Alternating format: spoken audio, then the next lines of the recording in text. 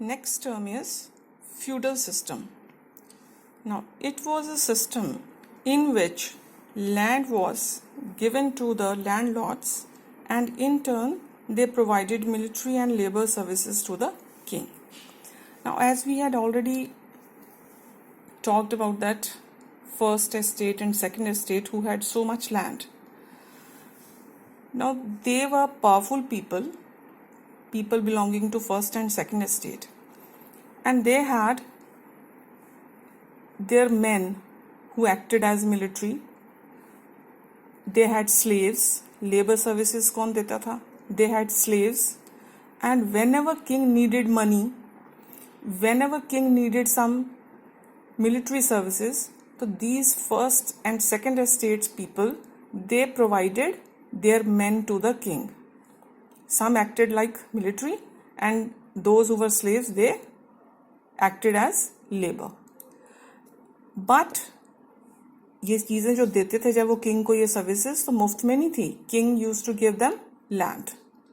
इसी तरह उनके पास जो लैंड थी बहुत ज़्यादा एक्यूमुलेट हो गई थी. Already I have told you that they had more than 60% of the land with them, wherever they did not पे एनी टैक्सेस एंड अदरवाइज भी कोई उनका और कोई कॉन्ट्रीब्यूशन नहीं था. तो यही था कि तो that is how they became landlords, rich बने, और यही फ्यूडल सिस्टम कहलाता था. But when people started understanding this, understand तो शायद पहले भी कर रहे होंगे, लेकिन यह है कि बोल नहीं पाते थे. But when they started talking about such things and they started having these ideas of liberty and equality, so they started opposing this. That is how slowly this Renaissance period helped in ending the feudal system. So feudal system, it was a system in which land was given to the landlords, and in turn they provided military and labor services to the king. Next is estates general. Now estates general जो है, this was a political body. जैसे organisations होती हैं ना, institutions होते हैं, तो this was a political body. और उस पॉलिटिकल बॉडी में जो 3 एस्टेट्स हमने अभी पढ़े हैं, अभी जिनके बारे में बात की है, उन्हीं के मेंबर्स थे. First, second and third estate उन्हीं के इसमें मेंबर्स थे. तो this political body, estates general, consisted of the members of first estate, second estate and third estate. So काम क्या था इसका? whenever king wanted to impose some new taxes, तो उसको इनकी मीटिंग बुलानी होती थी, और इस एस्टेट्स जनरल ने इस पॉलिटिकल बॉडी को अपना कंसेंट देना पड़ता था. It had to give its consent. जब कंसेंट का मतलब अप्रूवल, यस करते थे, तो then king used to impose the taxes. हालांकि किंग था, कर सकता था, but as first and second estate people were influential, they used to have the king also with money, also sometimes military services, labor services. तो एक तरह से उनको उनकी कंसेंट उसको लेनी ही पड़ती थी. लेकिन जो टैक्स लगाना था वो फर्स्ट एंड सेकंड एस्टेट जो पीपल थे, उन्होंने तो पे करना ही नहीं था. पे तो थर्ड एस्टेट नहीं करना होता था, तो ज़्यादातर कंसेंट तो उनको मिल ही जाता था. हालांकि थर्ड एस्टेट के लोग भी इसमें थे. सो it was a political body whose consent or approval was needed by the king to impose new taxes. This political body included members from all estates. Next is democracy. Now old term hai, you must be knowing what is a democracy. It is a form of government in which people have the final authority to run the country through their elected representatives.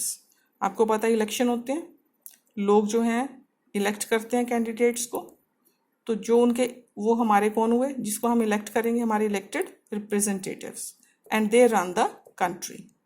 तो क्योंकि वो लोगों ने चुना है उनको, इसलिए हम ये बोलते हैं कि इसमें पीपल की ही फाइनल अथॉरिटी है.